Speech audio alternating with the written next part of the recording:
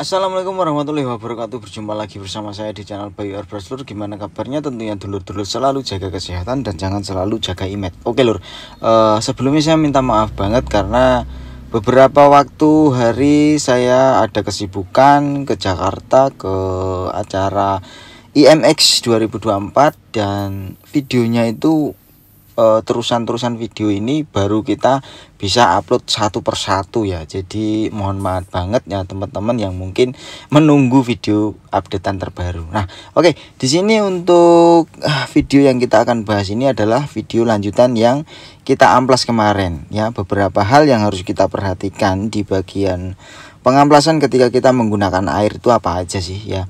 Terus di sini untuk untuk alat yang kita pakai untuk base coat awal ini, base coat warna hitam solid ini, kita menggunakan Sagula Mining Extreme dengan nozzle 1 mili.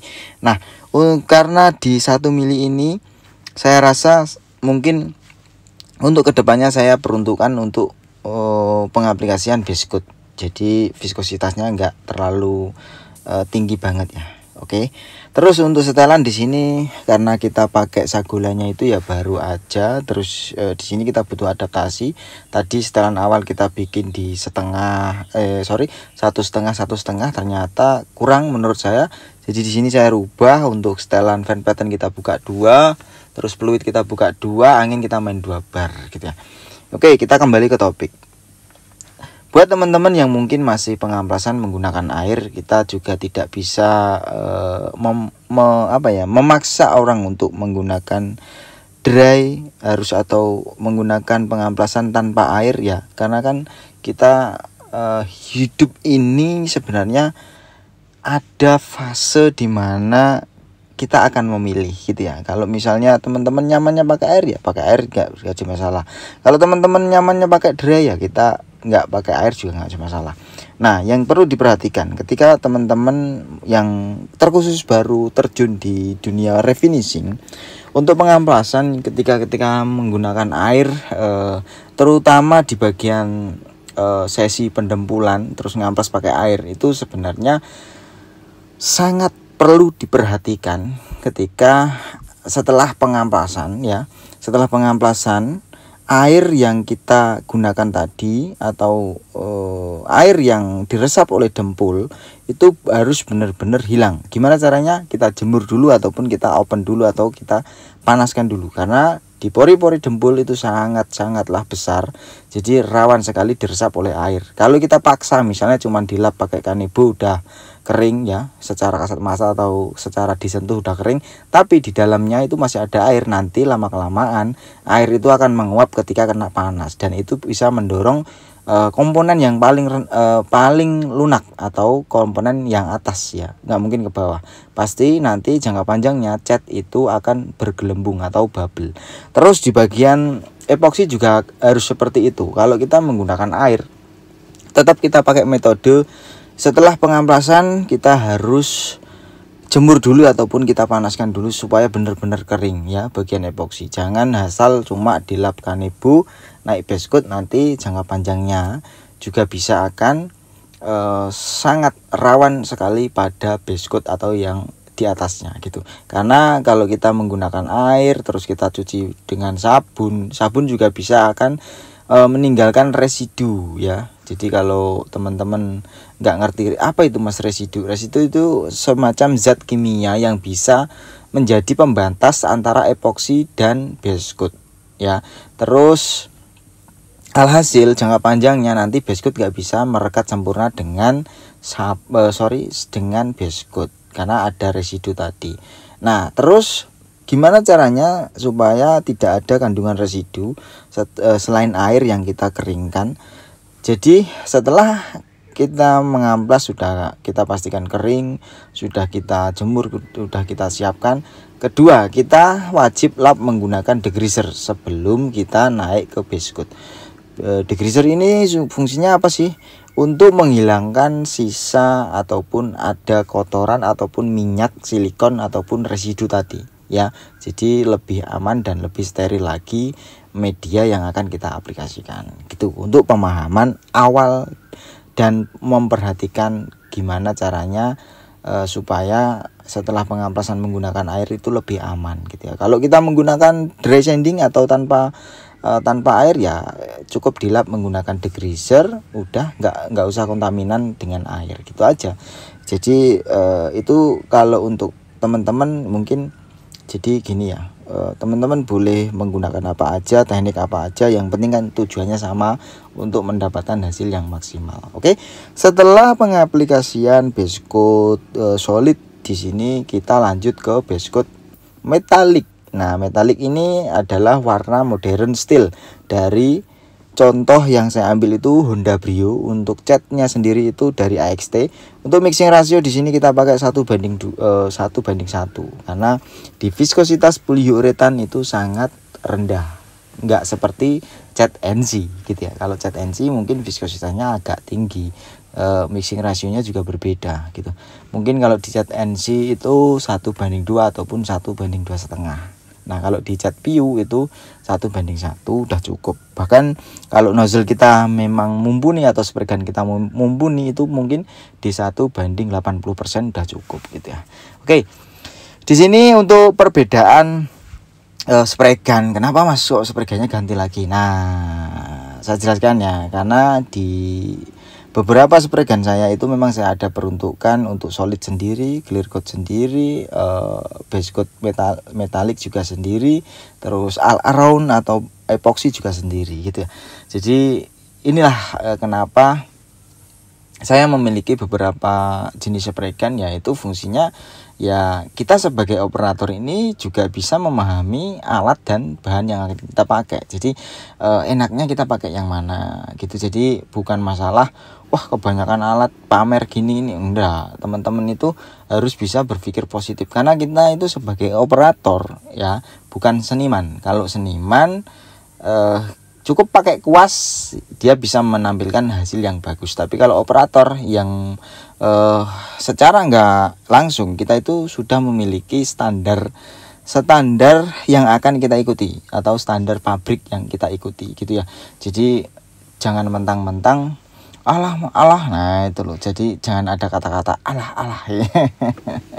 Oke, buat teman-temanku semua, jadi kalau untuk urusan partikel di sini saya serahkan di Meiji Finer Force tipe R, yang memang Meiji Finer Force tipe R ini diperuntukkan untuk cat berpartikel, karena di air lens yang dihasilkan atau tembakan yang dihasilkan itu air lensnya lebih rendah, semacam HVLP gitu ya. Makanya kenapa alat-alat itu banyak banget tipenya, ya itu tujuannya untuk mempermudah sang operator gitu. Oke, di sini setelah pengaplikasian karena kita menggunakan full poliuretan, itu tidak menggunakan jeda yang terlalu lama ya. Jadi kalau untuk cat PU itu biasanya setelah jeda 15-20 menit kita naik ke bahan berikutnya gitu ya. Jangan salah persepsi teman-teman, banyak sekali kasus yang beredar di platform lain, itu banyak banget clear coat mengupas setelah kering. Nah, biasanya salah dalam pengaplikasian atau salah dengan pemahaman bahan yang dipakai. Kalau jenis PU itu kalau bisa jangan sampai diinapkan atau sampai ditinggal berminggu-minggu atau berhari-hari. Kalau PU itu setelah kita pengaplikasian ya, di sini 15-20 menit kita wajib naik ke clear coat. Loh Mas, tapi ternyata waktu selesai ngebes, ternyata saya disuruh istri saya jemput temen di bandara, misalnya harus butuh waktu setengah hari. Nah itu gimana? Nah solusinya, ketika kita nggak bisa lanjut ke clear coat, ya udah nanti ketika sudah sampai rumah itu kita sanding lagi menggunakan amplas 1000 atau amplas 800 ya. Terus kita cat ulang lagi, jeda 15-20 menit baru naik ke clear coat gitu ya. Kita nggak boleh langsung naik ke clear coat, karena kalau PU itu kalau sudah kering, keras, licin. Jadi nanti alhasil clear coat nggak bisa chemical bonding antara base dengan clearnya itu sendiri.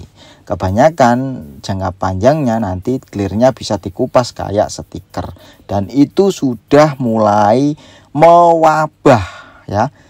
Ingat, itu sudah mulai terjadi di platform sebelah. Sudah saya perhatikan banyak sekali kasus clear terkupas dengan sendirinya. Entah itu dari base coat ya, entah itu dari teknik flow coat, itu banyak banget.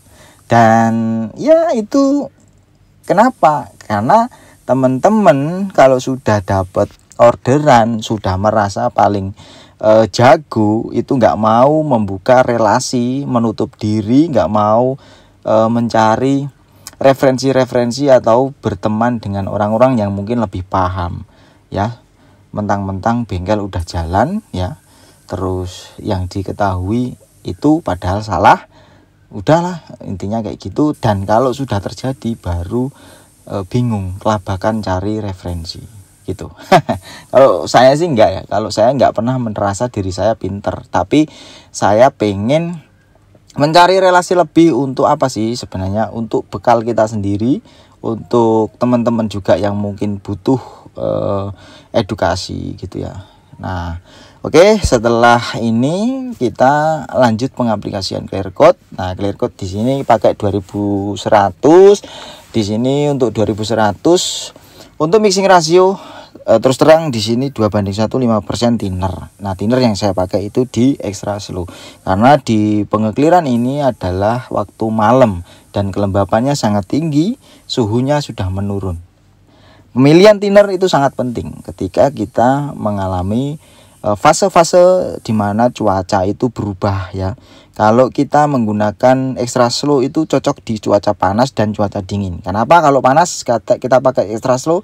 Karena di cuaca panas itu sangat-sangat rawan yang namanya penguapan lebih cepat, dan itu bisa mengakibatkan clear itu menjadi kulit jeruk ataupun penguapannya terlalu cepat. Nanti pembentukan area flow temp atau di atasnya itu sudah membentuk sebelum dia ngeflow gitu. Terus kalau untuk cuaca dingin, kenapa pakai extra slow? Karena di cuaca dingin yang lembab itu kandungan air di dalam udara itu sangat banyak. Supaya tidak benturan dengan thinner, kita pilih thinner extra slow yang memiliki kandungan air yang sangat sedikit, bahkan nggak ada kalau di extra slow.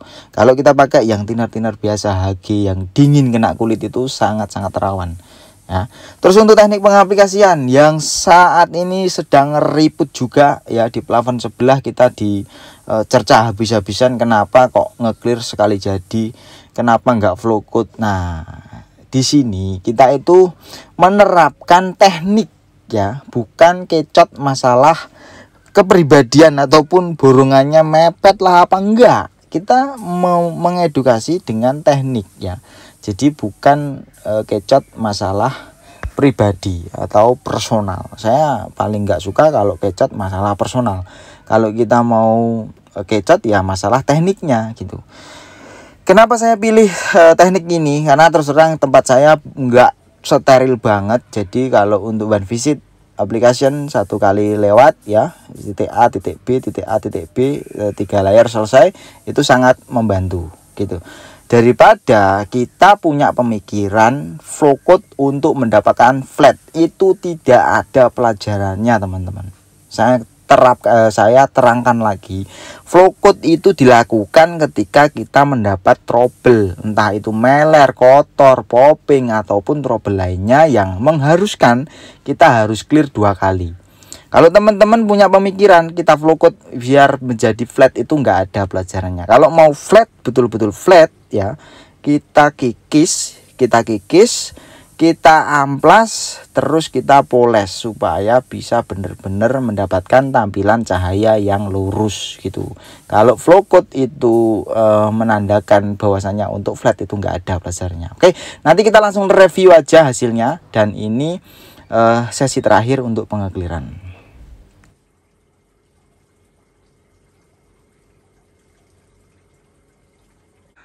Oke teman-temanku semua, inilah hasil yang kita aplikasikan kemarin malam dan ini malamnya lagi. Jadi 1 kali 24 jam umur dari clear coatnya. Terus untuk hasil base coat modern steel dari AXT yang kita ambil contohnya dari Honda Brio seperti ini. Nah, untuk partikelnya sangat rapi sekali tanpa ada yang berdiri ataupun tenggelam. Walaupun kita aplikasikan 1 kali ya, 1 kali kenyang pakai Meiji Finer Force tipe R. Oke, teman-teman semua, untuk hasil clear coat-nya bisa dilihat sendiri seperti ini ya. Nah, gitu ya teman-teman. Oke, itulah cara saya dalam pengaplikasian bahan mau base coat ataupun clear coat. Sudah saya jelaskan. Untuk clear coat pakai 2100 one visit application atau 3 layer tanpa jeda.